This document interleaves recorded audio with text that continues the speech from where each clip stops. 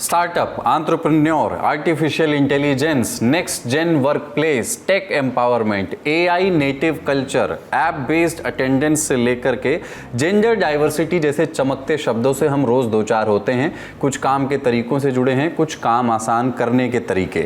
सुनकर एक तस्वीर बनती है साफ कांच के चमकते दफ्तरों में बैठे लोगों की, जहां नपा तुला काम है, चीजें माइक्रो मैनेज हैं, सबको समान अवसर हैं, हेल्दी एनवायरनमेंट है। और फिर आती हैं खबरें कि सीईओ ने अपनी ही महिला सहकर्मी के साथ रेप किया।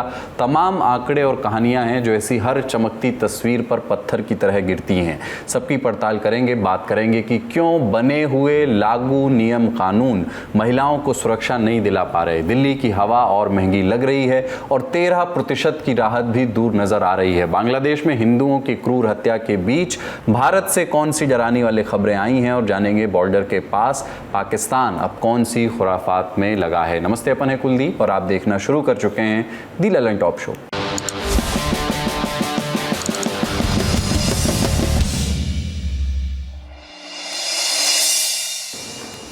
तो शुरू से शुरू करते हैं। राजस्थान के उदयपुर में एक चलती कार में एक महिला के साथ गैंगरेप की खबर आई है।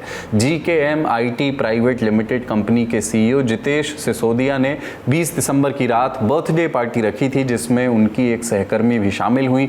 पार्टी देर रात तक चली, फिर बाकी मेहमानों को जाने को कहा गया। थोड़ी देर बाद कंपनी की महिला एग्जीक्यूटिव हेड शिल्पा आरोही ने महिला को उसके घर ड्रॉप करने का ऑफर दिया। उसे अपनी कार में ले गई। कार में जितेश, शिल्पा के अलावा शिल्पा का पति गौरव सिरोही भी थे। एक दुकान के पास कार रुकी जहां से स्मोकिंग के सामान खरीदे गए। महिला को जबरन स्मोक कराया गया, जिसके बाद वो बेहोश हो गई। आरोप है कि इसके बाद कंपनी के सीईओ और महिला एग्जीक्यूटिव हेड के पति ने बारी बारी से महिला के साथ रेप किया। रिपोर्ट के मुताबिक ये सब रात 1:45 से सुबह 5 बजे तक चला। पीड़िता बेहोशी की हालत में थी, लेकिन बीच बीच में होश आने पर विरोध करती रही। पीड़िता को इस हालत में उसके घर के पास छोड़ दिया गया। वो किसी तरह अपने घर पहुंची। पीड़िता के मुताबिक उसके शरीर पर चोट के निशान थे।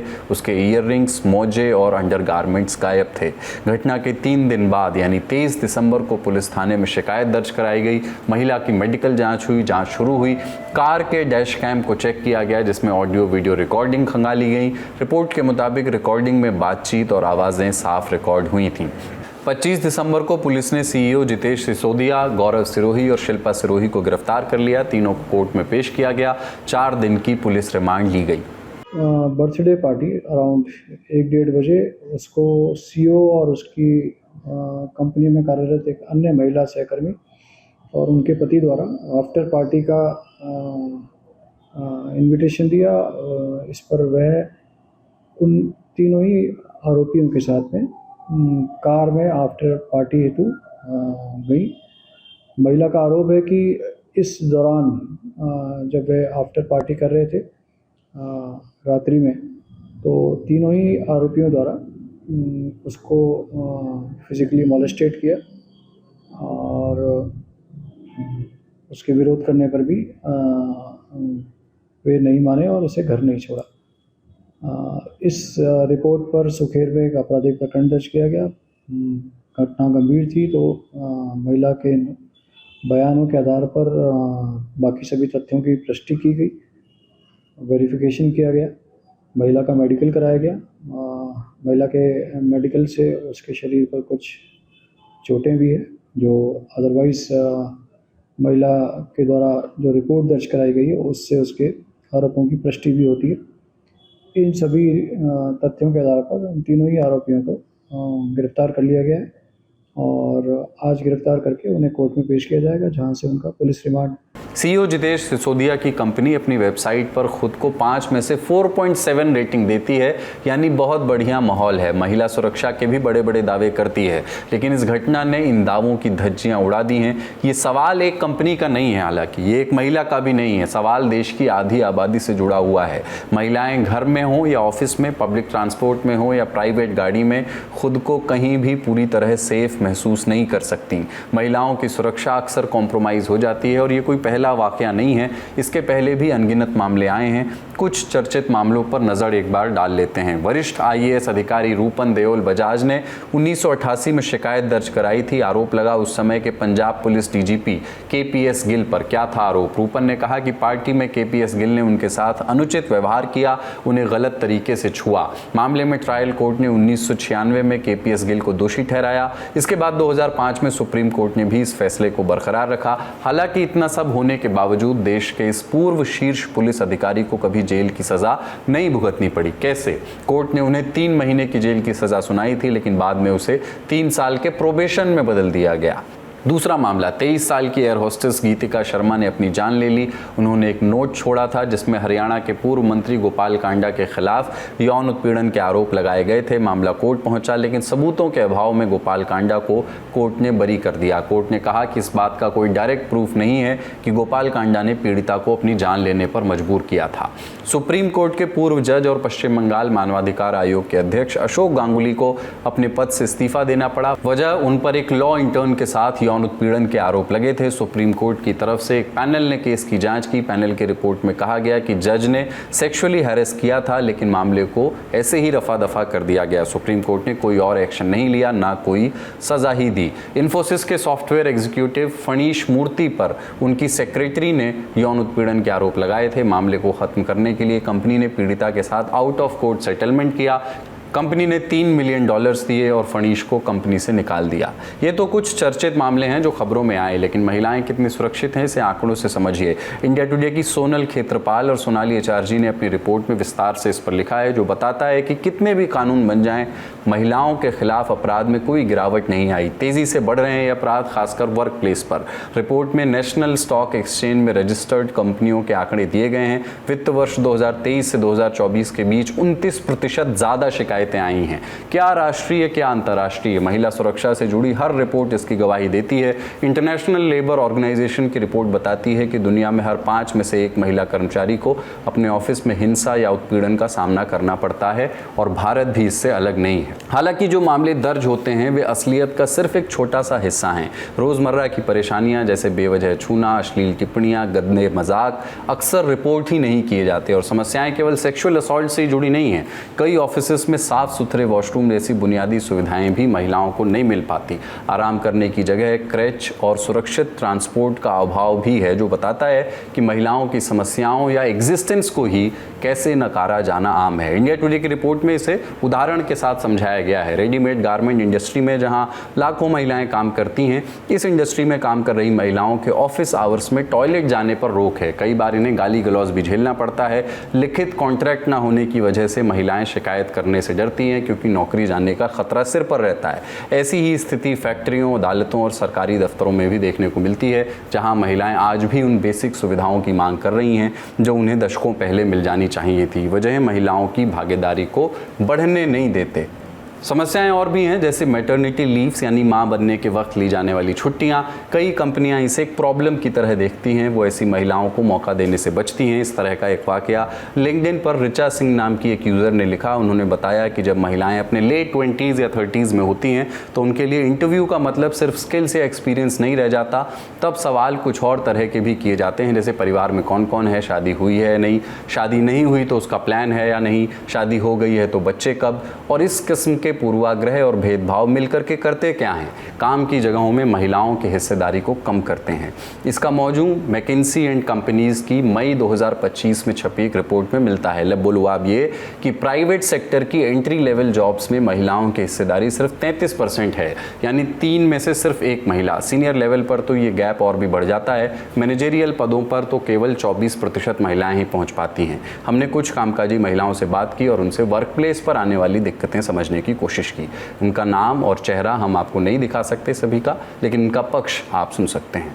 किसी भी लड़की को अपने काम की जगह पे हजार दिक्कतों का सामना करना पड़ता है, जिनमें से मैं एक सबसे कॉमन चीज़ के बारे में बात करूँगी, विच इज़ जब हम रात को लेट कभी किसी इवेंट से या ऑफिस से वापस आते हैं, उस टाइम पे हमें सोचना पड़ता है कि हम क्या करें, कैसे जाएं, क्योंकि ना तो मेट्रो एक विकल्प ही नहीं है और कैब से जाना भी कभी कभी सेफ़ फील नहीं होता है। तो इसके लिए मे बी कंपनीज शायद अपनी विमेन एम्प्लॉयज़ के लिए एक कार अरेंज कर सकती हैं। एक कार रखनी ही चाहिए। बड़ी बड़ी कंपनीज प्रोवाइड करती हैं, वो अब मेल फीमेल दोनों एम्प्लॉयज़ को कैब सर्विसेज प्रोवाइड करती हैं, बट कुछ छोटी छोटी कंपनीज अभी भी वो चीज़ें लागू नहीं कर रही हैं। एंड उन कंपनीज में भी लड़कियों को देर रात तक बाहर रहना पड़ता है। तो एक हाय, एक वर्क स्पेस पे एज अ फीमेल एम्प्लॉय काम करना इज़ वेरी डिफ़िकल्ट।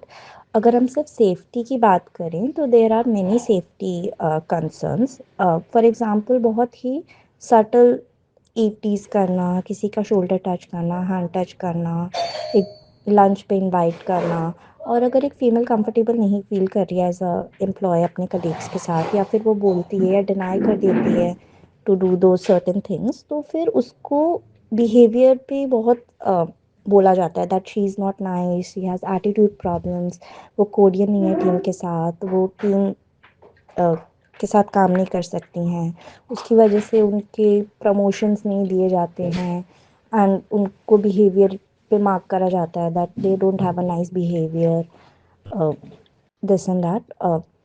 तो ये सारी चीज़ें बहुत कन्वीनियंटली इम्पोज कर दी जाती हैं एज अ फीमेल, और आप नहीं कंप्लेन कर पाते because that is how you feel. आप एक्सप्रेस नहीं कर पाते हो to anybody, but even if somebody complains about that तो उसको बहुत ऐसे बोल देते हैं कि चल ठीक है, हो गया, कोई बात नहीं, लेट इट गो। ये सारे सवाल तब और गंभीर हो जाते हैं जब भारत में महिलाओं की भागीदारी कामकाजी दुनिया में बढ़ रही है। सरकारी आंकड़े बताते हैं कि महिलाओं की भागीदारी का दर साल 2017-18 में 23.3% था, जो कि 2023-24 में बढ़कर 41.7% हो गया। अब बात यह है कि इसके समाधान क्या हो सकते हैं, पर इसके पहले जो कानून अभी एग्जिस्ट करते हैं उन कानूनों के बारे में जान लीजिए। पहली है विशाखा गाइडलाइन। सुप्रीम कोर्ट ने 1997 में इसे बनाया था। 11 पॉइंट्स की गाइडलाइन है। मसलन हर कार्यस्थल या संस्था में जिम्मेदार व्यक्ति का काम ये होगा कि वो यौन उत्पीड़न को रोके और शिकायतों के समाधान के लिए उचित व्यवस्था बनाए।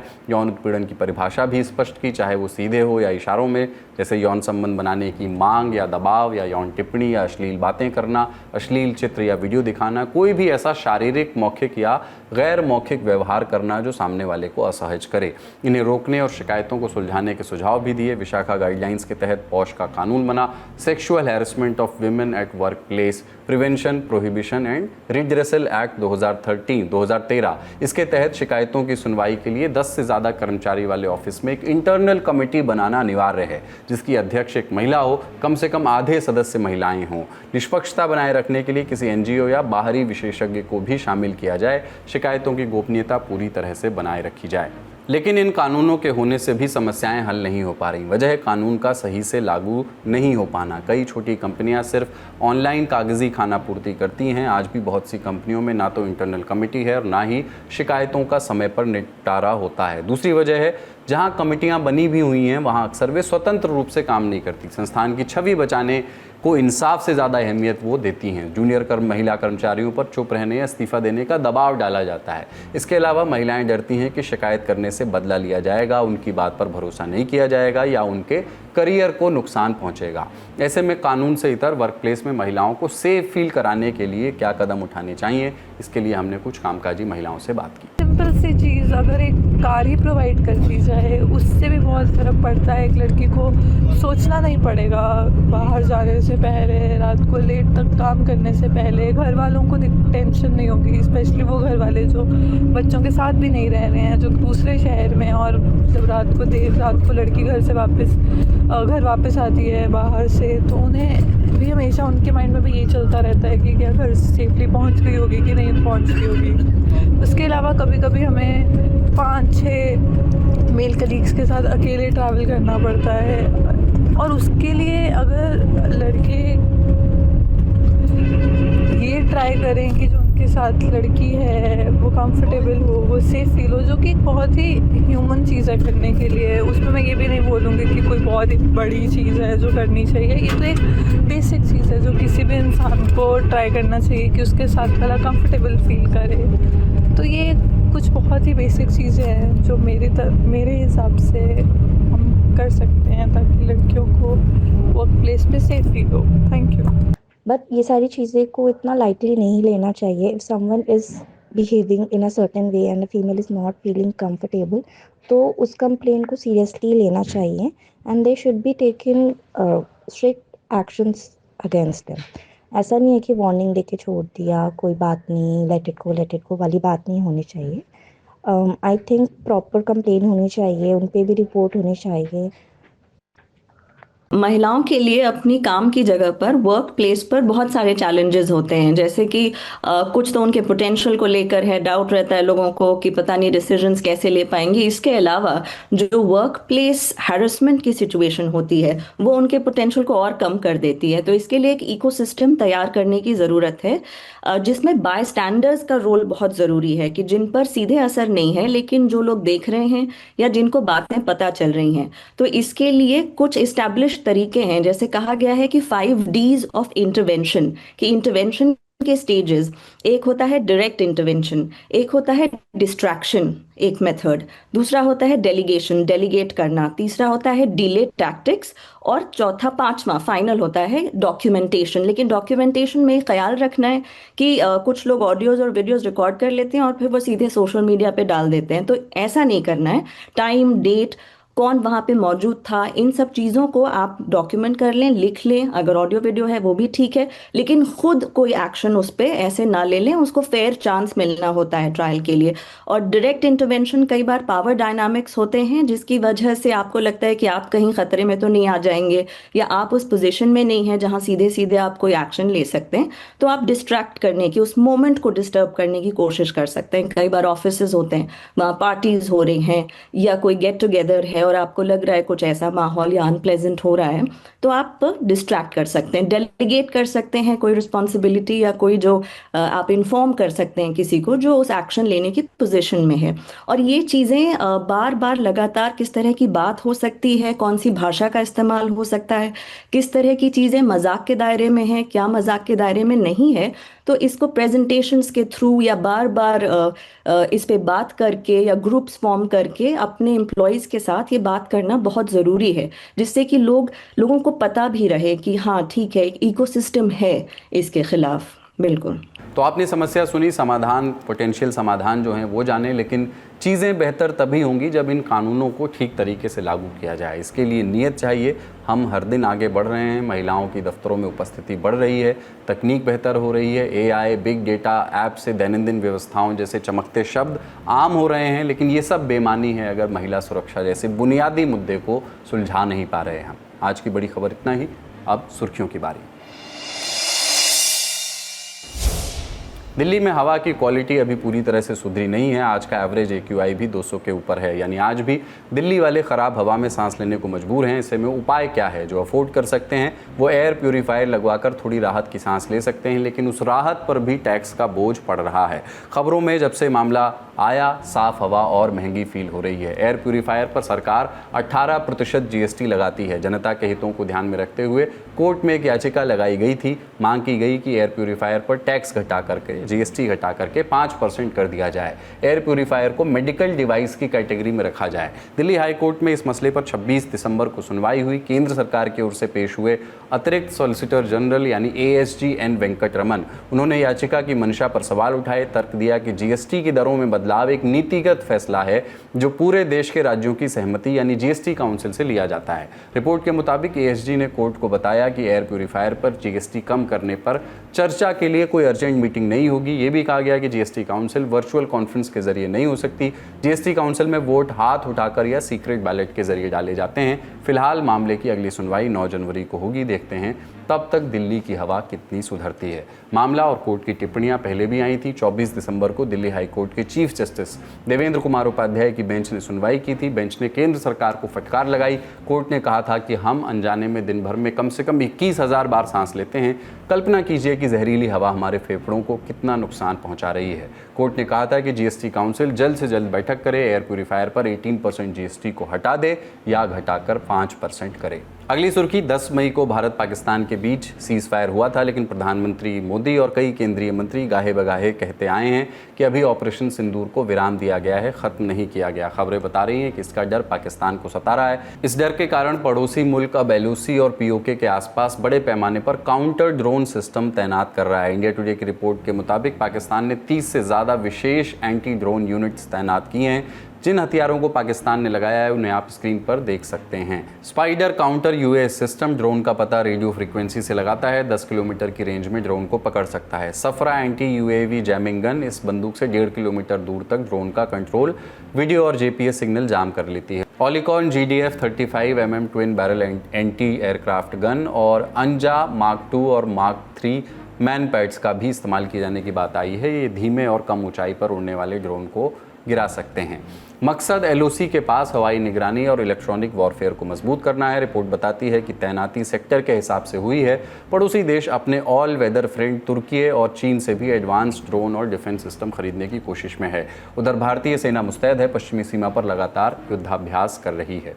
अगली सुर्खी, पाकिस्तान के बाद अब दूसरे पड़ोसी मुल्क बांग्लादेश की खबर लेते हैं। बीते एक हफ्ते से बांग्लादेश में खासकर अल्पसंख्यकों के खिलाफ हिंसा हो रही है। दीपू दास की हत्या के बाद बीते दिनों अमृत मंडल नाम के एक शख्स को मार डाला गया। भारतीय विदेश मंत्रालय ने इन घटनाओं की निंदा की है। विदेश मंत्रालय के प्रवक्ता रणधीर जायसवाल बोले, इन घटनाओं को मीडिया की बढ़ा चढ़ाकर दिखाई गई बातें या राजनीतिक हिंसा कह करके टाला नहीं जा सकता। हमें बांग्लादेश की हालिया घटनाओं की जानकारी है, हम स्थिति को मॉनिटर कर रहे हैं, उम्मीद है कि अपराधी को सज़ा मिलेगी। रणधीर जायसवाल ने हिंसा से जुड़े कुछ आंकड़े भी गिनाए। मोहम्मद यूनुस की सरकार पर निशाना साधा। बोले, अंतरिम सरकार के कार्यकाल में अल्पसंख्यकों के खिलाफ 2900 से ज़्यादा मामले दर्ज किए गए हैं।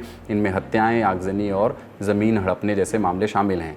जिक्र डार्क प्रिंस यानी तारिक रहमान की 17 साल बाद वापसी का भी हुआ। विदेश मंत्रालय ने बांग्लादेश में स्वतंत्र और निष्पक्ष चुनाव के समर्थन की बात कही। बांग्लादेश में हुई हालिया हिंसा और वहां के बदलते माहौल के बारे में अधिक जानकारी के लिए आप हमारा अंतर्राष्ट्रीय प्रसंगों का डेली बुलेटिन दुनियादारी देख सकते हैं। लिंक आपको डिस्क्रिप्शन बॉक्स में मिल जाएगा। बात बांग्लादेश की हो रही है तो एक खबर देश से भी है। बांग्लादेशी होने के शक में 19 साल के एक मजदूर की ओडिशा में पीट कर हत्या कर दी गई। मृतक का नाम जुएल राणा बताया गया है। रिपोर्ट के मुताबिक वो पश्चिम बंगाल के मुर्शिदाबाद का रहने वाला था। उसके साथ काम करने वाले 2 अन्य मजदूरों की भी पिटाई हुई। उनका इलाज हॉस्पिटल में चल रहा है। अब तक 6 लोगों को गिरफ्तार इस मामले में किया गया है। आज का लल्लन टॉप शो यहीं तक। अपना और अपनों का ख्याल रखिए। शुक्रिया, शुभ रात्रि। तो लीजिए, हम फिर से बिहार आ रहे हैं। पटना में होगा लल्लन टॉप अड्डा। बहुत सारे सितारों के साथ दिल खोल कर बातें होंगी, परफॉर्मेंस होंगी और 100% शुद्ध आनंद होगा। 10 जनवरी को पहुंचिए बापू सभागार पटना। फ्री रजिस्ट्रेशन के लिए क्लिक कीजिए thelallantalk.com वेबसाइट पर दिए हुए बैनर पर और पहुंचिए पटना के सबसे जबरदस्त अड्डे में। आ जाइए।